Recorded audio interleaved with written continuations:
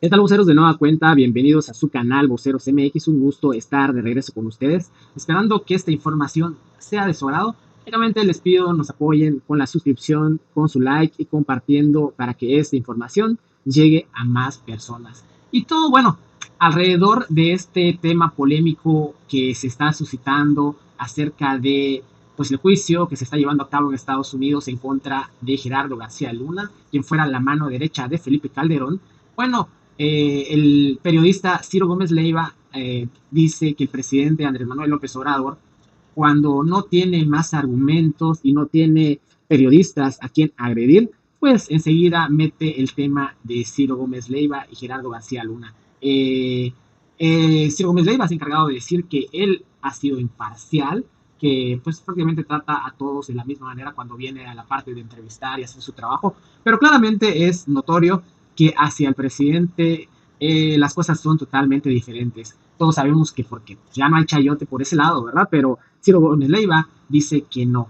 Vamos a escuchar primero que nada cómo se expresa y cuando dice que el presidente Andrés Manuel López Obrador, cualquier cosa que suceda, cuando se le acaban los argumentos, pues empieza con el tema de García Luna. Vamos a escucharlo. García Luna. Carlos repara en algo que dijo el presidente López Obrador otra vez, desde el viernes sobre pues el tema favorito, cuando el presidente ya no puede jalar un argumento, entonces echa mano de García Luna y un cuento de que García Luna invitaba, no sé si un cuento, pero de que lo invitaba a él, a Carlos Marín y a mí a su búnker, y que nosotros salíamos diciendo, oh, wow, qué bárbaro, y lo repetíamos en los espacios que teníamos. Carlos Marín hace un recuento.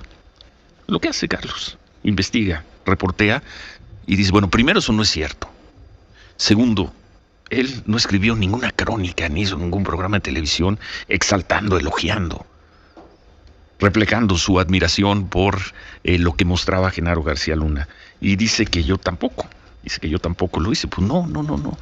En varias ocasiones, cada vez que lo dice el presidente López Obrador hay que repetirlo. Yo había dicho que ya no lo iba a hacer, pero bueno, leí la columna de Carlos Marín, el presidente López Obrador, entre esas cosas que dice y que repite. Cuando no tiene mayor tema, jala a García Luna y dice, y llevaba periodistas a su búnker, entre ellos a Carlos Marín y a Ciro Gómez Leiva. Yo ya lo he dicho en muchas ocasiones, yo fui 2 veces. Y vamos a ver ahora pues la entrevista que se suscitó entre Ciro Gómez Leiva y Genaro García Luna, en la cual se puede ver y se puede apreciar el respeto que se tiene, no como autoridad, un respeto tal vez como de empleado a jefe o alguien que pues te está pagando por tus servicios, ¿verdad?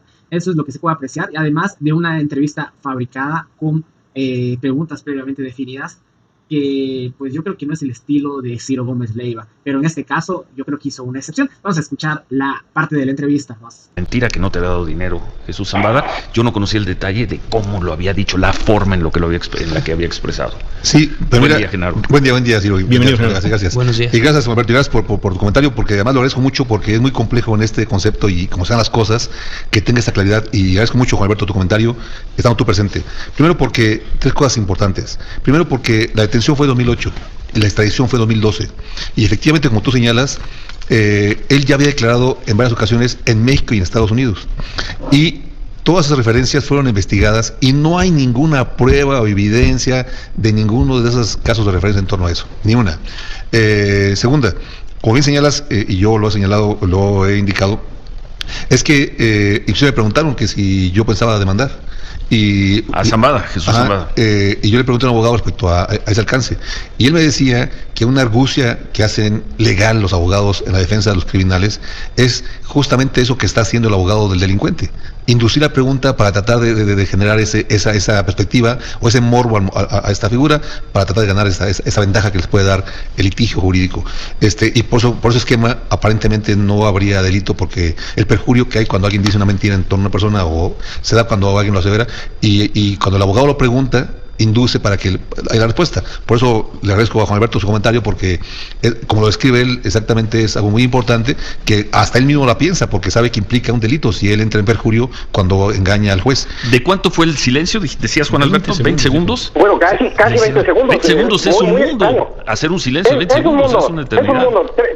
3 días de bueno, de que la fiscal Gina Parlovecchio lo entrevistó, en ningún momento dudaba sus preguntas, siempre eran certeras, siempre eran al momento, y bueno, aquí ya lo había acorralado Púrpura anteriormente, el lunes, en la tarde del lunes, cuando empezó el cuestionario de Púrpura, y ayer en la mañana ya lo había acorralado, ya lo había hecho caer en contradicciones, porque, bueno, el rey Zambada señala que muchos de los crímenes cometidos cuando asesinaron a un comandante, a otro miembro del cártel de Sinaloa, bueno, todos esos se los achacaba al Chapo Guzmán, pero ahí el juez, el abogado del Chapo le había confrontado con sus propias declaraciones hechas anteriormente de la Fiscalía, en donde nunca mencionó a Guzmán Loera en aquellos crímenes, y le decía, ¿y por qué ahora sí está mencionando aquí a mi compa Chapo? Lo decía en español, cuando usted tuvo oportunidad de hacerlo anteriormente y no lo hizo, ¿no? Bien.